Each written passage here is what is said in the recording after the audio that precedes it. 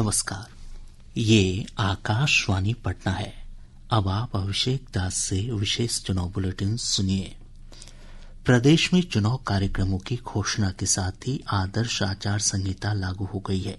साथ ही सभी जिला प्रशासन ने भारतीय नागरिक सुरक्षा संहिता 2023 की धारा 163 के तहत निषेधाज्ञा भी लागू कर दी है।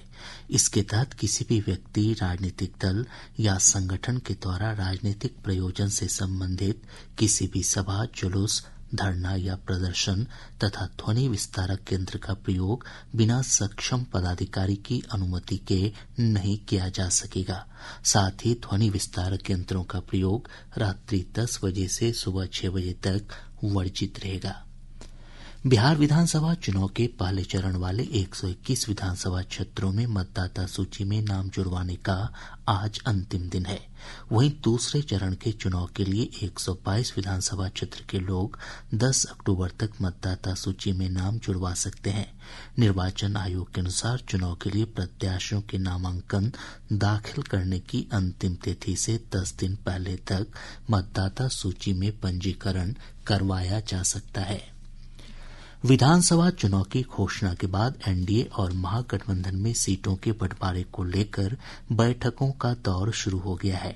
नई दिल्ली में भाजपा के बिहार चुनाव प्रभारी धर्मेंद्र प्रधान और पार्टी के प्रदेश प्रभारी विनोद तावरे लोक जनशक्ति पार्टी रामविलास के अध्यक्ष चिराग पासवान के साथ महत्वपूर्ण बैठक कर रहे हैं। बैठक में सीट शेयरिंग को लेकर चर्चा हो रही है। इधर जदयू की एक महत्वपूर्ण बैठक पार्टी अध्यक्ष और मुख्यमंत्री नीतीश कुमार के आवास पर चल रही है। बैठक में पार्टी के कार्यकारी अध्यक्ष संजय झा और वरिष्ठ नेता विजय कुमार चौधरी समेत कई अन्य नेता मौजूद हैं। प्राप्त जानकारी के अनुसार इस बैठक में जदयू अपने कोटे की सीटों और उम्मीदवारों पर मंथन कर रही है। इधर पार्टी के वरिष्ठ नेता अशोक चौधरी ने कहा कि एनडीए जल्द ही सीटों के अंतिम बंटवारे की घोषणा करेगा। एक पे भी हम तैयार थे, एक चरण में भी चुनाव होता तो उसके लिए भी हम लोग तैयार थे और चुनाव आयोग ने बाकी सभी राजनीतिक दलों से बातचीत करने के बाद ये निर्णय किया कि हमें 2 चरण में करना है। 2 चरणों का निर्णय किया है। मैं समझता हूं कि उनका जो निर्णय है वो स्वागत योग्य है। संभावनाओं पर अब विराम लगना चाहिए, कुछ दिन का इंतजार करिए। हम समझते हैं कि जल्दी ही सभी सीटें और सभी पार्टनर हमारे पांचों साथ मिलकर इसकी घोषणा करेंगे। भाजपा के वरिष्ठ नेता और उप मुख्यमंत्री विजय कुमार सिन्हा ने कहा कि एनडीए में सीटों के बंटवारे को लेकर कोई विवाद नहीं है।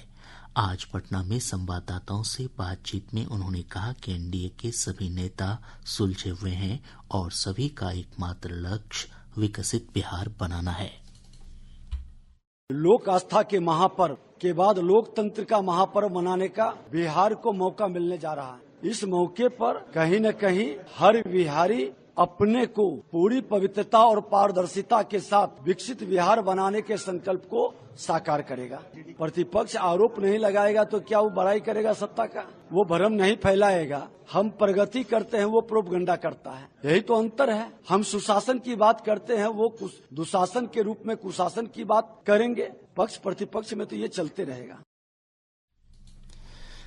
महागठबंधन ने भी सीटों के बंटवारे को लेकर आज पटना में घटक दलों की एक बैठक बुलाई है।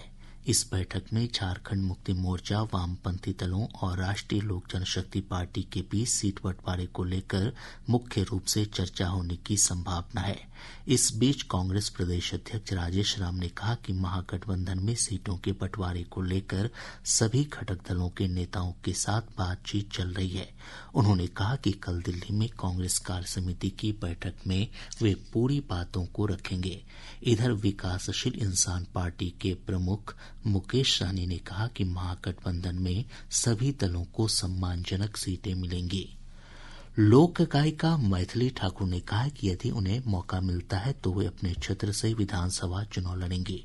पत्रकारों से बातचीत में उन्होंने कहा, बिहार और खासकर मिथिला से उनका भावनात्मक जुड़ाव है। चुनाव लड़ने का ये विचार पहले मन में कुछ नहीं था, बस धीरे धीरे करके ये फॉर्म होते गया। लेकिन पिछले 4 दिन में ये बहुत एक रफ्तार पकड़ चुका है जब से मैं हमारे 2 बड़े पॉलिटिशियन से मिली हूँ। तो देखते हैं आगे कैसे क्या होता है। बीजेपी को क्यों पसंद करती हूँ? कहीं ना कहीं मेरी विचारधारा बहुत मिलती जुलती है। मैं चाहती हूँ अपने देश का विकास हो, और अगर मैं अपने गांव से ही शुरुआत करूँ तो मेरे लिए इससे बड़ी बात कुछ नहीं। इसके साथ ही विशेष चुनाव बुलेटिन समाप्त हुआ।